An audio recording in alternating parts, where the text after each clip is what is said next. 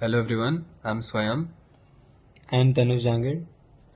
and we are here to present a podcast on disorders of phenylalanine and tyrosine metabolism. So we group the disorders into two basic categories.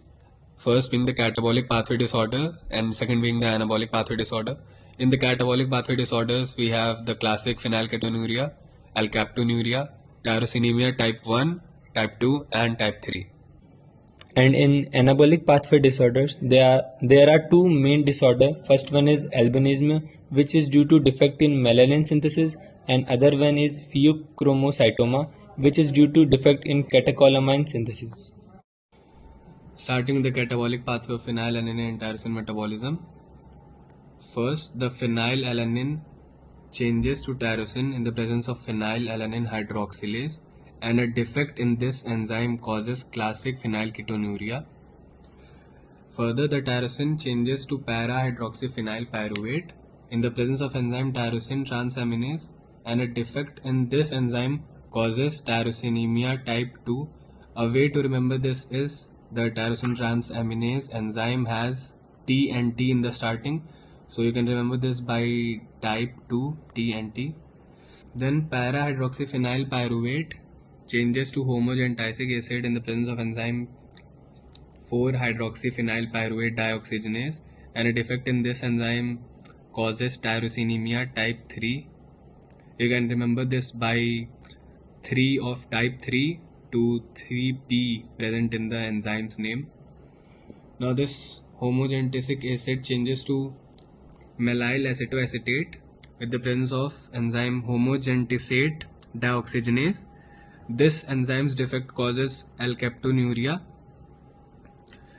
Then mallyl acetoacetate changes to fumaryl acetoacetate with MAA isomerase. This fumaryl acetoacetate changes to fumarate and acetoacetate, which are glucogenic and ketogenic products. This is done by the enzyme fumaryl acetoacetate hydrolase, and a defect of this enzyme causes tyrosinemia type 1.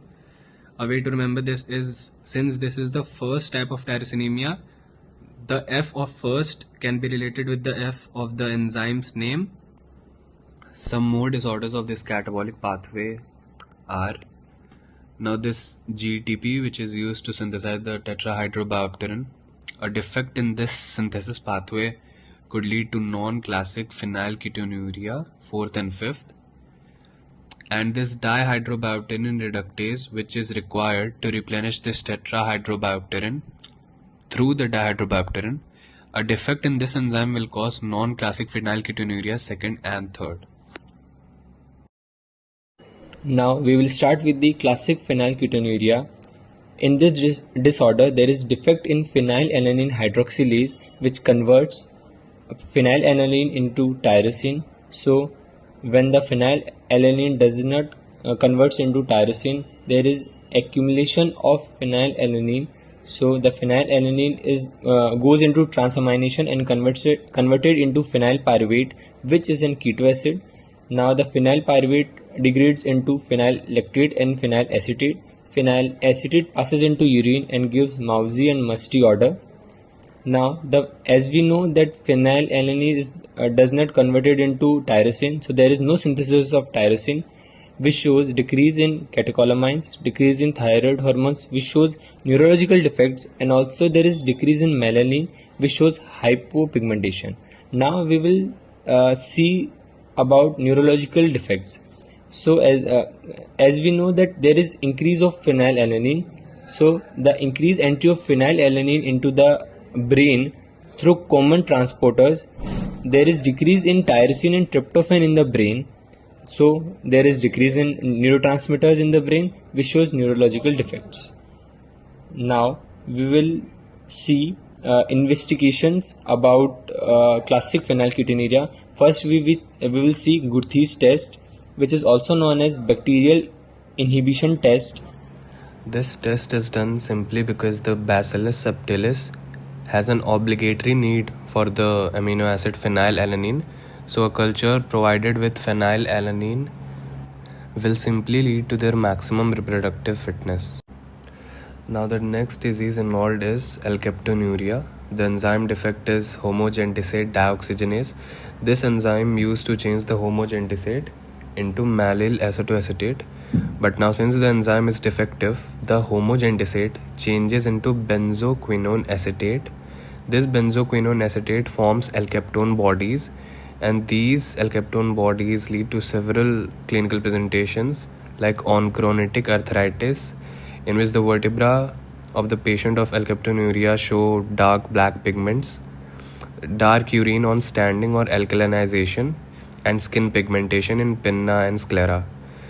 Way this alkaptonuria presents in various case studies is when the clothes of the patient or the person affected is washed with soap water, the black color is seen, which is shown here as dark urine, which is done on alkalinization, which is by the treatment with soap water.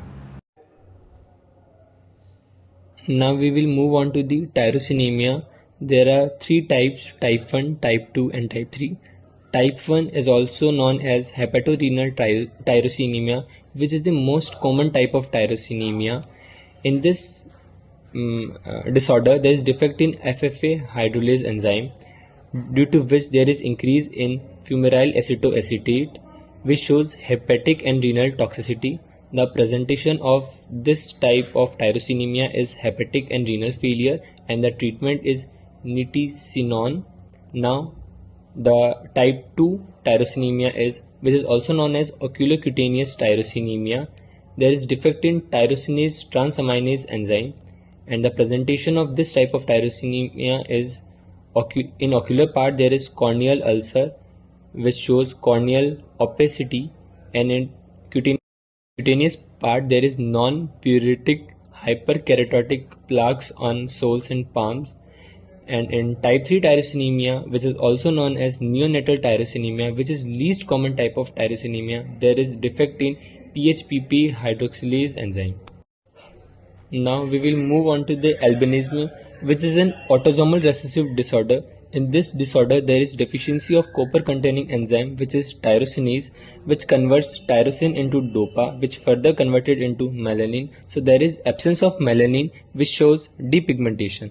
Here, the main point is in phenylketonuria there is hypopigmentation, which is due to decrease in tyrosine. But in phenylketonuria there is dietary supply of tyrosine, which converted into melanin. But in albinism the tyrosine does not convert it into melanin, so there is depigmentation. Now the clinical features of albinism are milky white skin, milky white hair, photophobia and lacrimation. So now with the help of the image we will see the clinical representation of the disorder albinism. Here we can see the complete depigmentation and whitish facial hairs like whitish eyebrows and all, and we can also see corneal ulcer here. Lastly, pheochromocytoma, also known as the Great Masquerader as stated by Harrison's, due to its variable clinical presentations. It's basically a neuroendocrine tumor of chromaffin cells of adrenal medulla. Since it's a tumor, it leads to increased synthesis of catecholamines, leading to increased degradation of them too. Norepinephrine and epinephrine form normetanephrine and metanephrine respectively, which change into vanillyl mandelic acid, which presents with elevated levels in urine. Also, fractionated metanephrines are found in urine too, which are highly sensitive. The clinical features include classic triad, palpitations, profuse sweating, headache, and with a common presentation of hypertension too. Thank you for listening.